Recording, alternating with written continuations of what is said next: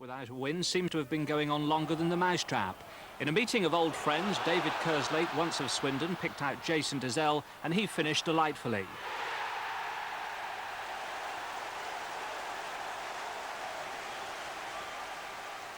Now, do you think this was a penalty? Paul Bodin's corner.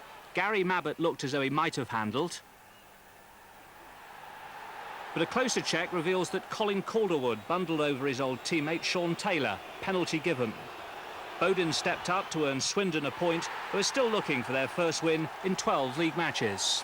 Against their old team, Swindon are beginning to show signs of adapting to their new surroundings. Mike Staniforth reports.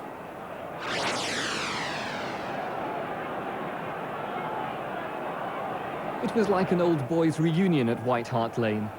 Colin Calderwood and Terry Fenwick, indeed, had effectively traded places. As for the managers, Ozzy Ardiles had got his first taste of management at Swindon and had previously been a teammate at White Hart Lane of John Gorman, who took over from Glenn Hoddle at Swindon in the summer and has kept to the same refreshingly positive approach, despite his season's disappointments to date.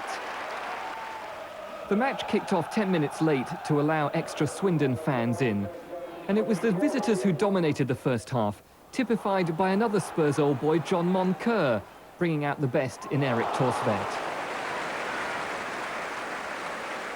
Thorstvedt also had to be at his very best to deny his Norwegian international teammate Jan Åge Fjørtoft. They'll both be in the World Cup finals in the United States this summer, of course. No score at half-time, but immediately after the interval, another old boy special. David Kerslake, formerly of the county ground, sending Jason Dezelle through, and his finish would have been appreciated even by the injured Teddy Sheringham. That should have been the signal for Swindon to roll over, according to the form book. Instead, they launched a fierce onslaught, Martin Ling testing Thorstvedt here. From the resulting corner, the game's moment of controversy. The referee adjudging either Shaun Taylor to have been pushed or Gary Mabbutt to have handled. Decide for yourself. Taylor in the top left of the picture, Mabbutt seemingly surprised that everyone had missed it.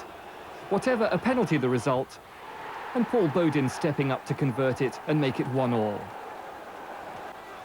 Tottenham's best crowd of the season, over 31,000, were then treated to some marvellous football.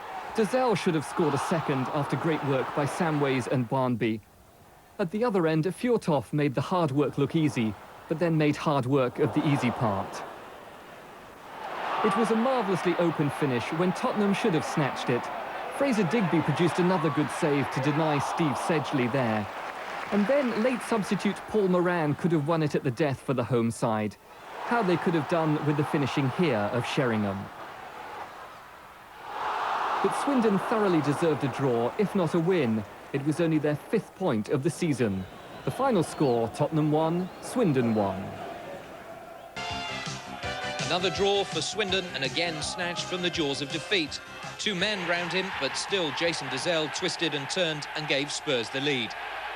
7 players have had associations with both clubs, and it was one of them who gave Swindon the chance to salvage a point.